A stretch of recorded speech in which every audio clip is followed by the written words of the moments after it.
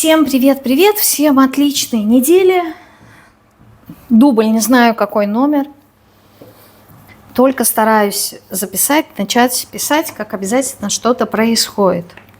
Когда говоришь лишние слова, всегда тебя останавливают, да? Всегда говорят, что вот это говорить не нужно. Хотя в первых 3 попытках, ладно, я поняла, да, чего говорить не нужно, а вот в последнем мне вроде бы показалось, что все было окей. Но вот, видимо, ошиблась. Ладно, тема сегодняшнего нашего расклада. Почему вы боитесь менять свою жизнь? Позиции видите перед собой. Напоминаю, что вся информация обо мне есть по ссылке «Мои услуги». Нажимаете на нее, вас перебрасывает на отдельный документ. В первом абзаце всегда есть мои контакты. Желательно, чтобы вы мне писали в Telegram, а не на почту. Я и не исключаю почту, я просто хочу, во-первых, я чаще нахожусь в Телеграме, и я там сразу отвечаю, сразу вижу. Просто недавно я обратила внимание, что ко мне, оказывается, пришла заявка на почту от одной женщины, но на почте есть такая опция, которая называется спам, не очень приятная, и это письмо попало в спам, и я чисто случайно его увидела и ответила с запозданием. Вот, это не, мне такие моменты не нравятся. Почему? Потому что мне нравится профессиональный подход, то есть пришло, сразу ответил. А когда вот так вот что-то висит и не отвечает, то ясное дело, что человек начинает накручивать, накручивать себя, да, почему не отвечает, что не так, или все такое. В общем, создается какая-то такая неприятная атмосфера, на мой субъективный взгляд, да, не то, что мне кто-то что-то ответил. Поэтому, если есть такая возможность, пожалуйста, пишите мне лучше в Telegram, я быстрее отвечу. Вот, и сразу увижу, нежели на почту. Просто на почту я захожу раз в день, а в Телеграме почти я нахожусь круглосуточно, как говорится. Вот.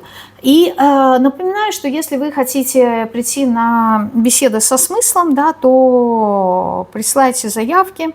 Имейте в виду, что беседа со смыслом – это не значит онлайн-расклад со мной, а это значит беседа со смыслом, которая как одна из опций, один из вариантов, я могу сделать расклад, но она не предназначается исключительно для раскладов. На то и название, что это беседа, да, где можно поговорить, чем-то поделиться, что-то спросить, где-то получить какую-то инструкцию, консультацию, называйте как хотите.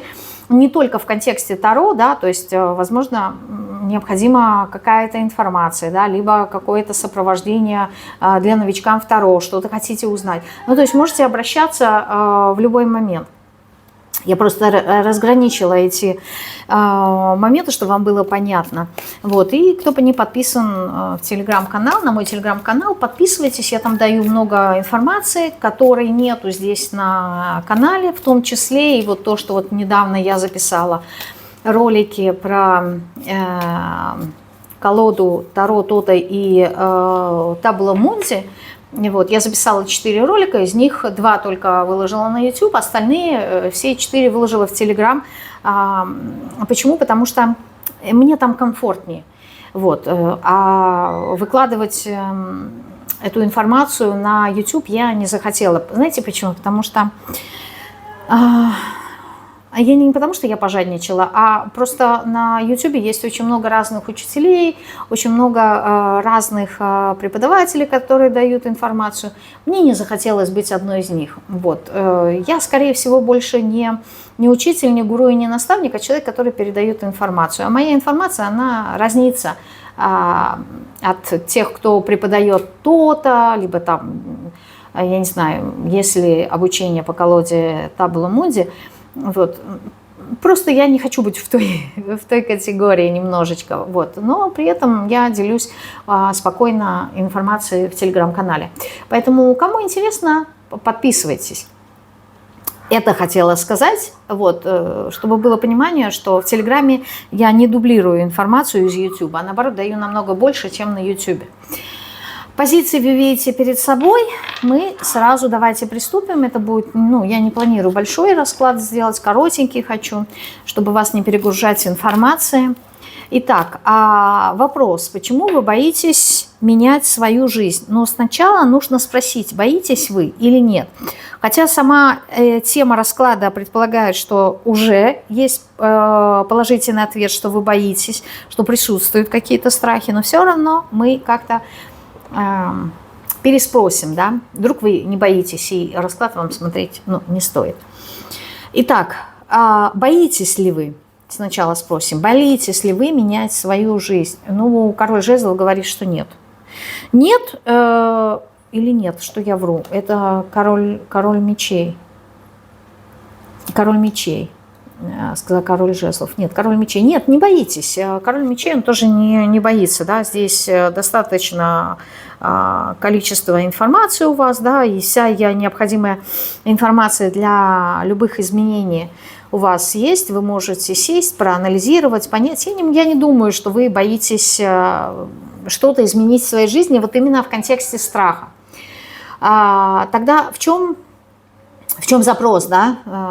Потому что все равно вопрос расклада, если вы смотрите, да, почему вы боитесь менять свою жизнь, тогда мы спросим так, не почему вы боитесь, а почему вы не меняете свою жизнь? Вот так спрошу. Почему вы не меняете свою жизнь? А вот здесь вот есть уже семерка мечей, здесь уже есть какая-то хитрость. Да, здесь уже есть какая-то вторичная выгода, есть некая такая иллюзорность в ваших мыслях, да, в ваших размышлениях. То есть есть какая-то вторичная выгода. Нету страха, но я не меняю свою жизнь, потому что есть какая-то выгода, чтобы ее не менять. Вот так скажу. Но это не страх. Вот. А что это за выгода? Что это за выгода, да, императрица? Ну, знаете, на самом деле могу сказать, что вас просто все устраивает. Даже если это не очень-то и хорошо, да, даже если там чего-то вам в жизни не хватает, то по большому счету вас все устраивает, да, по императрице. Но уточним, да, переспросим, так ли это, действительно ли вас все устраивает. Король Пентаклей, да? Да. Тогда в чем хитрость, да, в чем обман? Десятка пентаклей. Обман здесь заключается, знаете, в чем? Сейчас объясню. Ваша жизнь вас удовлетворяет, да, вы чувствуете себя комфортно, вы чувствуете себя безопасно, по крайней мере, на данном этапе, да, потому что выпадает императрица, король пентаклей, все хорошо, все окей. Но подвох в чем? В десятке пентаклей. Подвох в том, что надо развиваться, что у вас накопилось уже столько опыта, что у вас вы достигли уже какого-то потолка. Начнем с того, что десятка пентаклей – это последний аркан в колоде Таро, да, что человек уже прошел все необходимые уроки, да, накопил необходимый опыт, знания, все, что ему нужно. И по сути он как будто бы ну вот ему тесно стало в тех рамках. И вы себя сдерживаете. Вот в этом есть хитрость.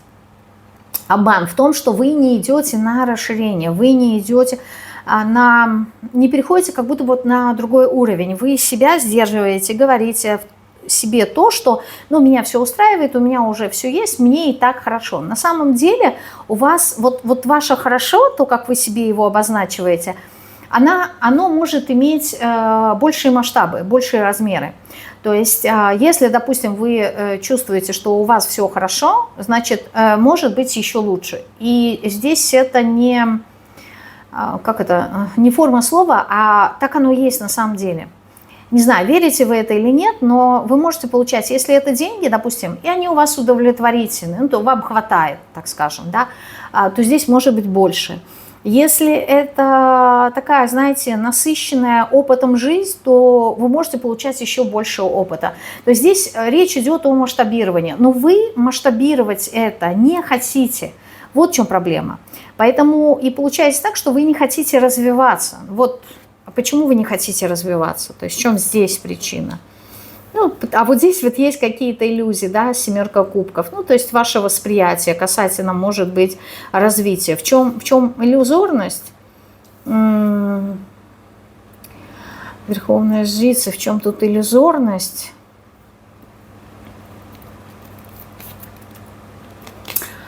Иллюзорность здесь заключается в том, что, знаете, если вам нужна какая-то информация, если мы говорим про опыт, допустим, да, здесь про какие-то знания, а здесь больше мы идем вот как-то в саморазвитие, да, в духовное какое-то развитие, здесь позиции больше об этом, да, не столь о финансах, я их не исключаю, но вот сколько больше про развитие, то вы не понимаете, для чего мне развиваться еще больше. То есть вот здесь такое ощущение, что у человека такой достаточно большой багаж мудрости, опыта и знания, что его устраивает это все, и вот как-то развиваться еще больше не совсем понятно для чего. Ну, то есть нету как будто бы, знаете, какой-то цели здесь конкретной, да, то есть нету понимания человека, а для чего мне это еще больше. Поэтому Верховная Жрица говорит о том, что есть некая такая тишина, да, вот внутреннее спокойствие. Вот сейчас у меня все хорошо, я пришла к какому-то некому балансу, и вот как будто заново выходить на новый уровень и начинать все, условно говоря, с нуля, на новом уровне, да, на новом витке развития. Это значит проходить аналогичные ситуации, которые вы уже проживали. И вы не совсем понимаете, зачем вам вводить себя, вот, возможно, там и в негативные какие-то моменты, если, в принципе, все и так хорошо, да, то есть зачем рушить то, что работает, зачем получать какие-то знания, которые, ну, возможно, вы нигде не будете применять, возможно, ну, вы не видите в них какого-то смысла. Здесь вот с одной стороны, вроде бы, знаете, вот человек достиг какого-то уровня, к которому он стремился, и он не понимает, зачем мне его рушить, либо зачем мне его совершенствовать, когда я и так имею то, что я хочу. И вот здесь в этом, с одной стороны, знаете, иллюзорность по семерке кубков, да, можно сказать, что это не совсем реалистичное какое-то восприятие. А с другой стороны, оно просто имеет место быть на данном этапе. Может быть, сейчас вам не нужно, да, и когда-то позже вы поймете, что а сейчас я хочу. То есть это нормально, это нормально. Я просто уточню еще иллюзорность. В чем иллюзорность? Ну вот иллюзорность в том, что вы достигли. Вот аркан Солнца тоже про это говорит, да, что десятка пентаклей, что аркан Солнца, что вам уже некуда развиваться. Не в контексте эгоизма, да, что я царь и бог, я и так уже все знаю, поэтому оставьте меня в покое. Нет, не в этом смысле, не в контексте эгоистичности, а в контексте непонимания, к чему мне еще стремиться. Ну, то есть нету какой-то заинтересованности, я бы вот так сказала. И эта энергия имеет отношение абсолютно ко всем сферам жизни. Поэтому здесь вы не боитесь менять свою жизнь, вы просто не видите смысла. Вот так скажу, да? Вы не видите смысла.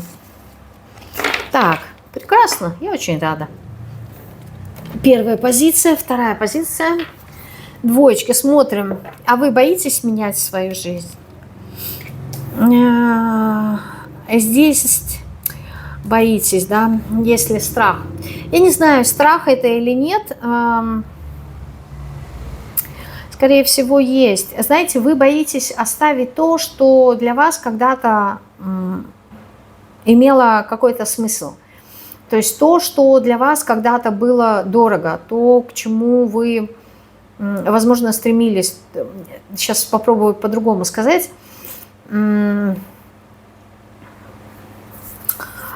Вы боитесь оставить позади то, что когда-то ценили. Почему я говорю когда-то? Потому что вы к этому стремились, вы это хотели, а сейчас есть ощущение того, что мне хочется пойти уже дальше, там, я не знаю, в развитие, еще куда-то. То есть двигаться по жизни дальше. И мне очень больно, я бы так сказала, очень больно оставлять это. А может быть, это какие-то наработки, может быть, какой-то опыт, может, ситуация, а может, даже люди, а может, это семья. То есть когда-то, допустим, я хотела дружить, да, с этим человеком, хотела общаться, окей, мы общались долгое время, а теперь я понимаю, что я его переросла, да, ее, или он меня перерос, либо переросла. И наши дороги должны разойтись. И вот здесь расставание, оно идет с какой-то болью. Оно идет с какими-то эмоциями сожаления, но по-другому как будто бы здесь не получается. То есть вы понимаете, что ну не могу я не оставить, да, то есть на кону моя жизнь. И если выбирать между тем, что было когда-то ценно, и себя, то я выбираю себя. Поэтому, отвечая на вопрос, боитесь ли вы менять свою жизнь, вы боитесь оставить то, что вам дорого позади. И это может быть одна из причин, ну, давайте по-другому скажем, как некая такая привязанность к чему-то. Либо тот якорь, который сдерживает вас. Но с другой стороны, если вы вовремя этот якорь не поднимете и не двинетесь вперед, вы в какой-то момент возненавидите и себя, и то, что вас притягивает к этому якорю. Если этот человек, то это вообще прям будет какая-то жесть. То есть вы будете ненавидеть и себя, и того человека, что вы привязаны к нему. Либо это место, вы привязаны к этому месту, к этой работе, не знаю, к какой-то идее, каким-то трудам, к своему прошлому. Здесь может быть все, что угодно. И вот этот вот момент, вам нужно его осознать, то есть понять, когда вовремя надо поднять якорь и раскрыть свои паруса и двинуться дальше. Поэтому вот это может быть тот момент, который вас останавливает от перемен. Но давайте уточним еще, да, почему вы боитесь. Ну вот то, что я в принципе сказала, вы боитесь идти к своей звезде, либо вы вот боитесь оставить, да, то, что ценно вам, и двинуться именно в направлении по своему зову. То есть вы как будто бы боитесь выбрать себя, боитесь выбрать свои желания. Потому что, еще раз скажу, на кону, да, весов, с одной стороны, то, что когда-то было дорогим и ценным для вас, важным, значимым, а с другой стороны, вы сами, ваши цели, ваше состояние души, да, ваша ресурсность, и что выбрать. И чаще всего вы выбираете то, что было вам ценно, потому что есть вот эта вот привязанность. А что вас страшит, да, вот, что вас страшит в этом моменте? Вот я сказала, да, выбор. Вы боитесь как будто бы ошибиться и сделать неправильный выбор, да? Вы боитесь вот по аркану справедливости не на ту чашу весов положить свой решающий камешек, да? Вообще вы боитесь какого-то дисбаланса, да, дисгармонии. Что вот то, что я выберу, это, возможно, мне потом обернется бумерангом. То есть здесь вот ошибка может быть, страх, скорее всего, еще в этом. Либо я выберу, а потом может так случиться, что на меня даже еще и обрушится какой-то негатив критики, и я буду об этом сожалеть. То есть вот здесь вопрос восприятия мира, да, через критику других людей по отношению к вам, он тоже стоит. Есть ли еще что-то, да, что вас может сдерживать от того, чтобы изменить свою жизнь? Потому что, в принципе, по 3 картам мы посмотрели, да, здесь уже спрашивать нечего. Но есть ли еще что-то, что может вас сдерживать от перемен?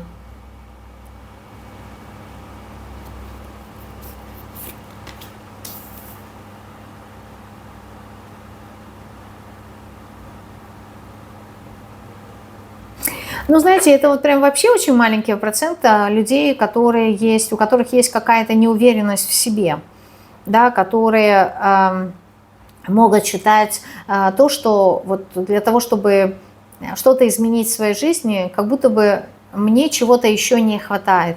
Либо каких-то умений, либо каких-то навыков, либо умения взаимодействовать с другими людьми, либо как-то вот сообща что-то выстраивать. Ну, то есть здесь такая позиция человека, что у меня не так много опыта, да, я бы так сказала, либо в некоторой степени человек немножко себя обесценивает. И ему кажется, что он вот как будто бы не справится с переменами. А как на самом деле?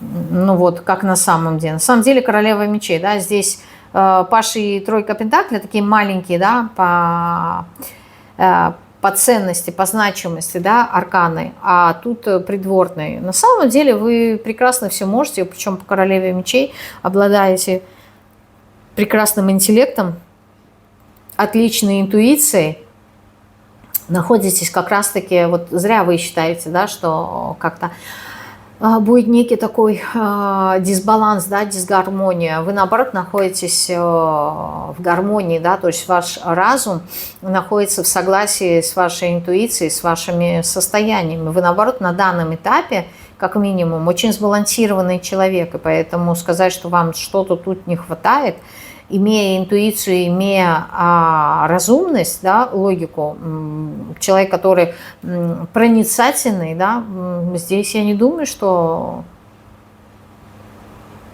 вы не справитесь. Поэтому это вот как будто бы отжиточная какая-то программа, старая программа, это вы раньше так думали. Вот, поэтому увидите ее, пожалуйста, и, ну, искорените, потому что она уже неэффективна, она уже не работает. Вот эта вот программа по 8 кубков, она сильная. Привязанность, да, привязанность к людям, то, что я сказала, к ситуации и так далее. И чаще всего вы не выбираете себя, потому что, не знаю, не хотите причинить боль другому человеку, да, то есть вот эта вот привязка, она очень сильная. Вот здесь вот я могу поверить. А то, что вы там недостаточно хороши, либо вам еще чего-то там надо научиться, ну нет, это уже как будто бы пережиток прошлого. Но здесь уже нечего сказать. Так, это была вторая позиция. Такая коротенькая. И мы переходим с вами к позиции номер 3. Зеленый камешек, троечки. Боитесь ли вы? Кто-нибудь здесь будет бояться, да? Такой вопрос, такая тема, да, люди, возможно, включили посмотреть, чтобы понять свои страхи. Вот. И я уже предвкушаю, что, может быть, кто-то и напишет, что Елена, я вообще-то ничего не боюсь, но решила просто посмотреть. И, как оказалось, я была права, да? Мне ничего не страшит. И это классно, это здорово. Но боитесь, троечки, ли вы менять свою жизнь? Боитесь ли вы менять свою жизнь? Нет, здесь тоже нет. Вообще никакая из позиций не содержит состояние страха. Нет, рыцарь Пентаклей говорит, что вы не боитесь менять свою жизнь.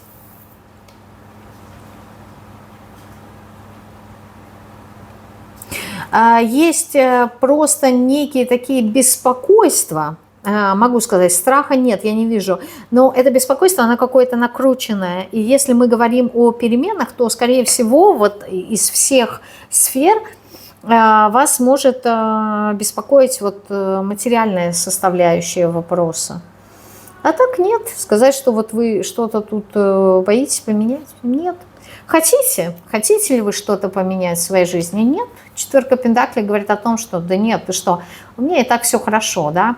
Только если по первой позиции действительно все было хорошо, арканы показывали, да, что вот вы по императрице, да, там достигли какого-то по солнышку определенного уровня, то здесь четверка Пентаклей говорит о том, что нет, я менять ничего не хочу. Почему? Потому что вот меня не то чтобы устраивает система и то состояние, в котором вы находитесь, оно как будто бы вынужденное, да, то есть здесь человек, опять же, если мы говорим боитесь, не боитесь, вы как будто бы вы не менять боитесь, а вы боитесь утратить какую-то свою стабильность.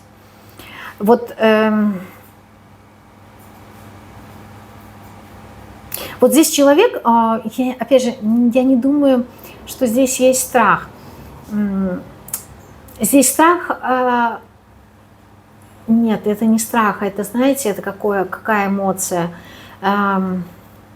Здесь вот как будто бы как отторжение идет, да, когда предлагаешь, давай мы что-то поменяем. Вот сейчас пример приведу, как будто у человека, знаете, вот у подростков бывает так, разбросает все в своей комнате, да, и ты заходишь, и тебе кажется, что, ну, в доме беспорядок, ну, в квартире, в комнате беспорядок. Но на самом деле, так как разбросаны вещи, вот в этом хаосе для подростка он может найти все, что ему необходимо. Для него это порядок. Для любой мамы это беспорядок, да, то есть она заходит, и вот везде это хаос, разброшенная одежда, там еще учебники и так далее, вот, и кажется, что это хаос. Но вот в этом беспорядке для подростка свой порядок. Он знает, где он что оставил, и он в любой момент пойдет и найдет. А если мама начинает прибираться, то потом ничего, в принципе, найти невозможно, да, потому что ребенок помнит, что вот я оставил там, я не знаю, какие-то бумаги, вот уходил и бросил на пол. И я приду, вернусь, и я найду их там. И вот он приходит, и он их не находит. И он начинает злиться, для него это дискомфортно, это неприятно, да, приходится там ругаться с мамой, почему ты трогаешь мои вещи. А что мама говорит? А я просто на место положила. Там не место, куда ты положил, место там, где я оставила, либо там, где я оставила. И вот это вот непонимание между подростком и мамой, да, что есть порядок, а что нет. И вот в вашем случае, вот то, как вы живете сейчас, да, возможно, это недостаток чего-то, да, возможно, какой-то дефицит, возможно, экономия в чем-то. Вы понимаете, что да, мне хотелось бы большего, если это касается финансов, мне хотелось бы больше, но вот я вот, знаете, где-то как-то сэкономлю, да, вот отсюда возьму, туда положу, здесь возьму в долг, туда вот ту дырку закрою, потом я получу зарплату, отдам это долг. Ну, то есть вот для вас вот какое-то такое дефицитное состояние, состояние экономии, оно настолько заикарилось внутри вас, что вам в этом комфортно. То есть, с одной стороны, ресурсов не хватает, и вы это понимаете. И вы понимаете, что надо что-то менять. Но вот в вашем вот этом вот состоянии экономии, да, сдержанности какой-то, вам в ней комфортно, вам в ней все понятно. Я не знаю, насколько я вам донесла понятно смысл того, что здесь происходит. Ну, вот оно так. Почему вы не хотите, да, менять? Я сказала, потому что вас все устраивает по четверке пентаклей. Да, потому что есть вот какие-то ограничивающие убеждения, которые вас сдерживают здесь. Что это за мысли какие-то? Ну, мысли как раз-таки по поводу ресурсов.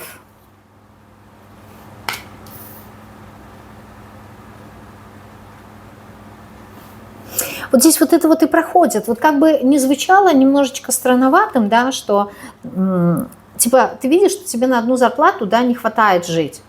Может быть, тебе взять подработку, да, чтобы было больше денег, либо, может быть, тебе устроиться на вторую работу, да, там, либо еще найти какой-то дополнительный источник.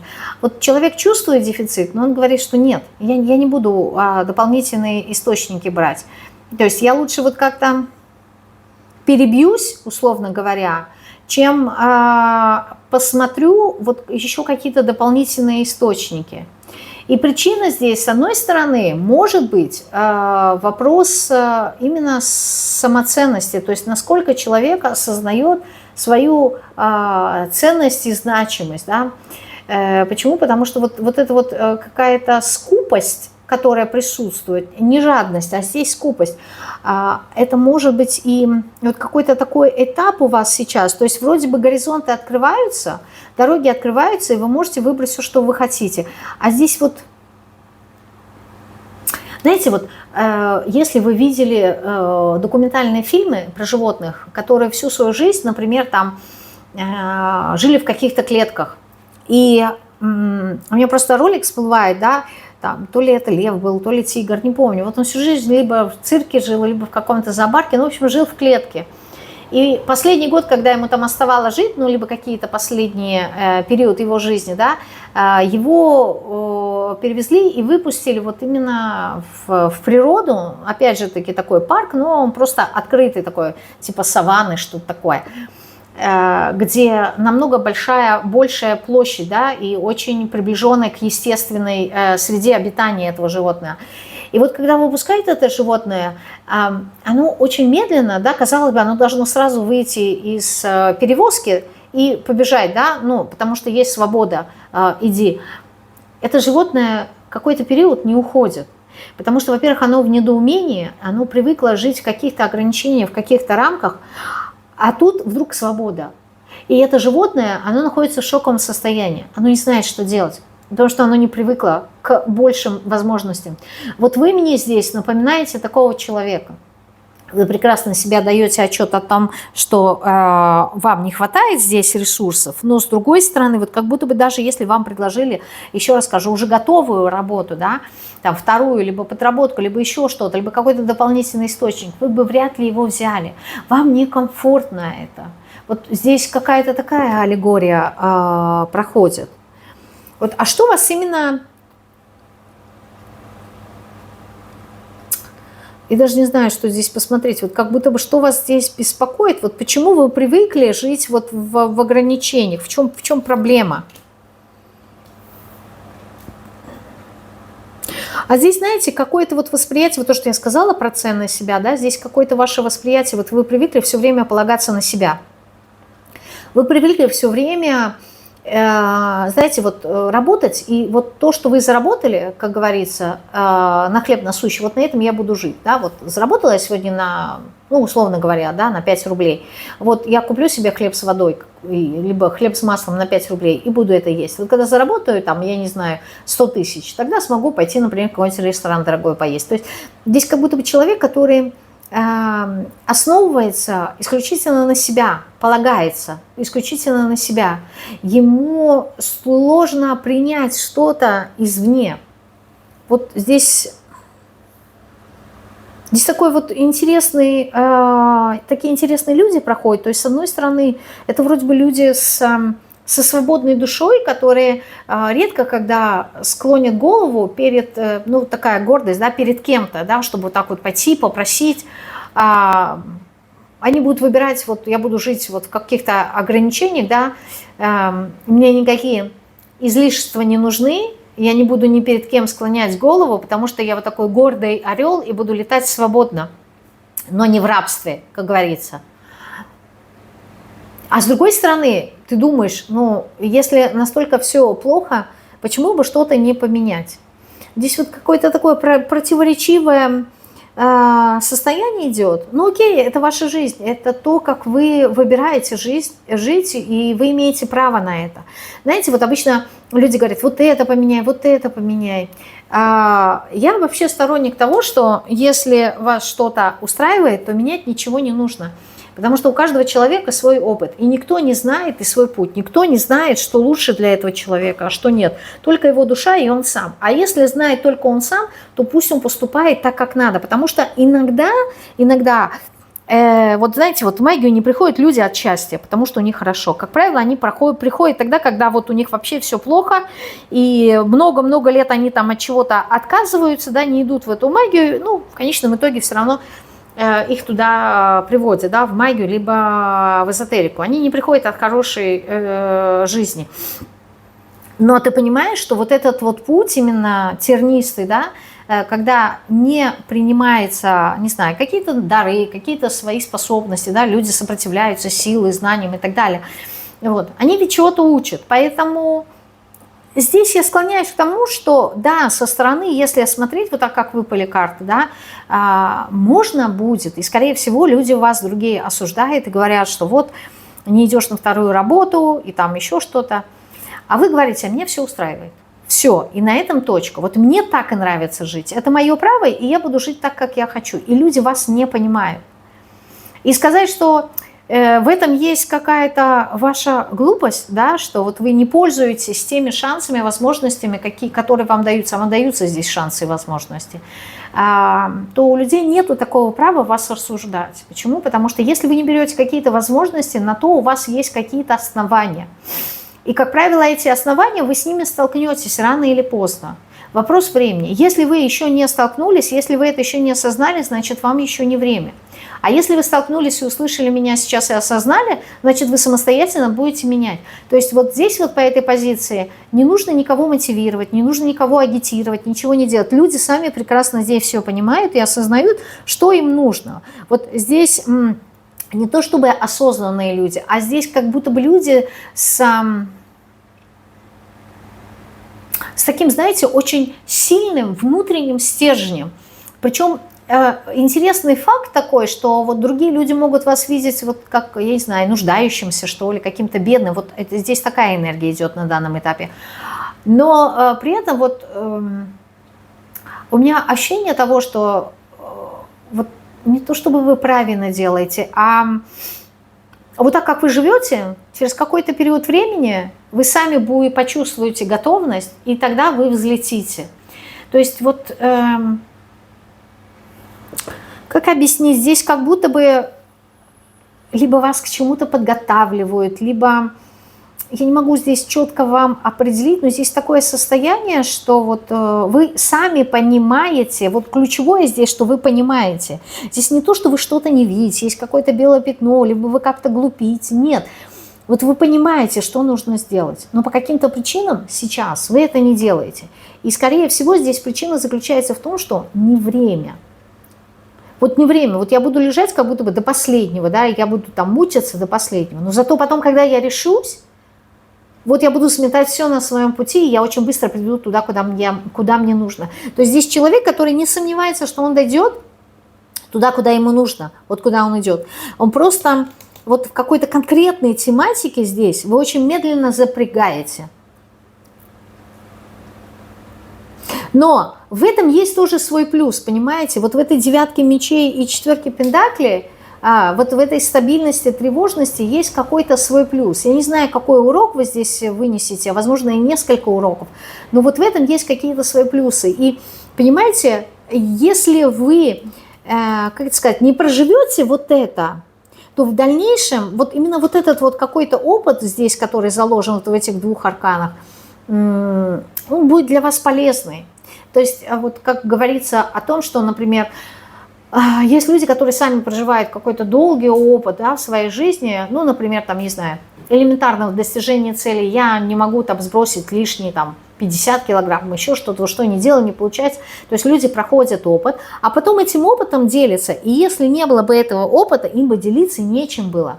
Понимаете? То есть вот вроде бы кажется, что да, лишние килограммы, там, я не знаю, то безобразный какой-то образ жизни, неактивный, ну и куча всего, там, болезни и так далее, что это плохо. Но на самом деле вот в этом плохо в дальнейшем для человека есть плюс, потому что, опираясь на этот опыт, он в дальнейшем меняет свою жизнь кардинально и потом пропагандирует здоровый образ жизни. Но если бы он сам этот период не прошел, он бы не стал тем, кем он стал, и он бы не стал полезным другим людям, понимаете?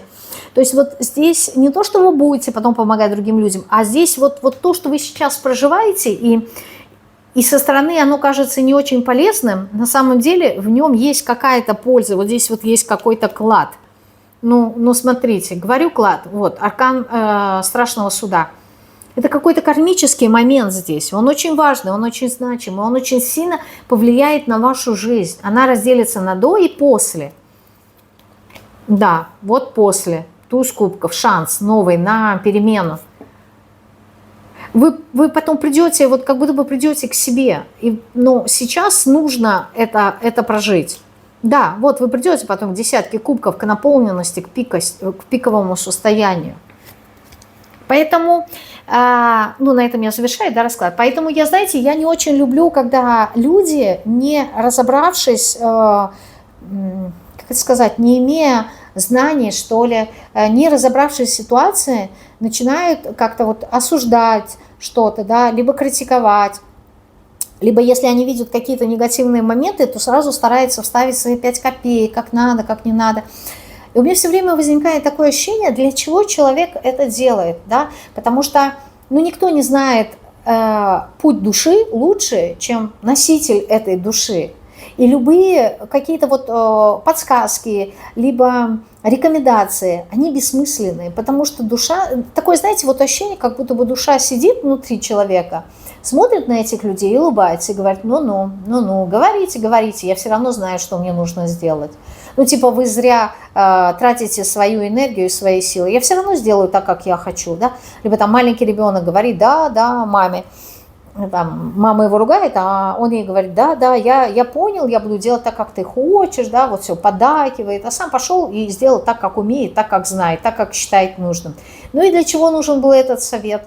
Да, для чего нужны были вот эти вот рекомендации мамы? Все равно ребенок сделал по-своему. Сказать, что что-то у него там в голове останется, либо это, да, если ему это не нужно, ничего не останется.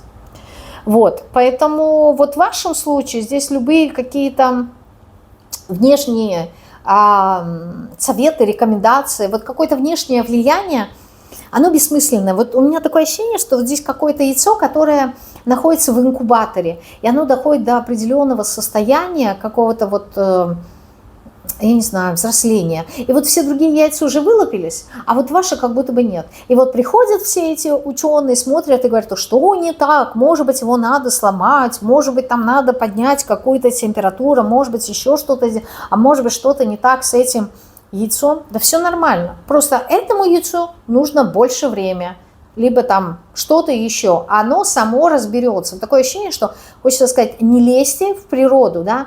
То есть природа сама знает, что ей нужно. И вот здесь какая-то такая позиция вышла. Я не знаю, что здесь происходит, но тройки вообще очень интересные. Вообще в последнее время энергии очень сменились. И я и в комментариях это вижу, и многим отвечала на то, что вот двойки вообще стали абсолютно другими людьми, да. Ну, единицы как были мудрыми, так они, в принципе, и остаются, только приходят к большему такому, знаете, дзен-состоянию, совершенствованию, если так можно сказать, да. Двойки вообще поменялись, ушли от этой мягкости, ушли от какой-то такой, знаете, вот беспомощности, что ли, и как-то обрели в себе уверенность, обрели в себе силу, у них новые взгляды, новые желания появились. А тройки проходят период созревания. У них тоже идет перемена. Причем перемены, вот такое ощущение, что вы не можете успокоиться, в каком контексте, как будто бы отдохнуть не можете нормально. Вот проходит какая-то череда кризиса, да, вот вы ее прожили, хочется сказать, что вот сейчас я вдохну, и все, и заживу, будет какой-то период отдыха, прежде чем наступит новый кризис, и вас опять накрывает волна. Вот вас как будто бы бросили в море, да, где волны идут, и вот вы вроде бы избежали одной волны, голову вытащили на поверхность и стараетесь быстро-быстро дышать, да, чтобы набрать воздуха в легкие. Почему? Потому что вас накрывает новая волна. И такое ощущение, что, я уже тону, да, вот в этих всех волнах, и, когда это вообще прекратится, потому что ощущение того, что я могу погибнуть, да, вот, метафорически. То есть бесконечная вот эта вот череда перемены, то есть то вас бросает в эмоции, вы становитесь мягкими, кубковыми, то вас заново бросает в огонь, надо бежать куда-то, что-то делать. Тут, значит, вас опять в пиндакливость бросило, да, надо зарабатывать деньги. Потом опять в эмоции, я грущу, я ничего не хочу, апатия, оставьте меня в покое. Потом вас, то есть какая-то вот такая, знаете, бесконечная череда. Мне иногда бывает вас жалко. Но обычно я двоек жалею, да, потому что, как человек стараюсь все время покровительствовать более слабым, да. А здесь вот прям, знаете, иногда бывает жалко, жалость нехорошее качество, но все равно, вот глядя на вас, да, тройки, наверное, жалость сменим на восхищение, да, то есть вот вашей какой-то устойчивости, стойкости вот всем этим невзгодам, которые вы проживаете. Поэтому энергия вообще меняется сейчас. И я не помню, говорила или нет, но вот в последних блиц-консультациях поток, то, что я снимала, записывала, я прям увидела, что сменились энергии, у людей стало больше, не знаю, как-то вот больше золотистых каких-то энергий, да, вот как-то золотого света появилось больше, если можно, золотого и зеленого, да, то есть опять-таки зеленый, вот, как если бы у ауры было бы цвета, то вот как будто бы золотистый и зеленый. Зеленый, да, с одной стороны незрелость, либо начинание чего-то, а золото это вот как прям что-то такое ценное, да, целостное и возвышенное, прям вот как помощь даже свыше идет, как защита некая. Да, то есть вот как будто бы вас оберегают в тех переменах, которые вы проходите. То есть вам дают ровно столько, сколько вы можете вытерпеть, да, сколько вы можете прожить. Больше вам не дадут, как будто бы вас охраняют. То есть здесь еще и защита какая-то такая идет. Вот такой вышел расклад. Всего вам хорошего, да, живите, наслаждайтесь, побольше удовольствия в жизни. Неважно, большого, маленького. Когда человек проживает моменты удовольствия, В этот момент он находится в состоянии здесь и сейчас. Поэтому, если вы слышите советы типа «будь в моменте здесь и сейчас», вы не понимаете, что это такое, простыми словами, это значит наслаждайтесь тем, что вы проживаете. То есть обращайте внимание на наслаждение. Там, где наслаждение, там, где удовольствие, там, где состояние «мне хорошо», вы, значит, в этом состоянии вы находитесь в моменте здесь сейчас. Побольше вам таких состояний. Всем пока-пока.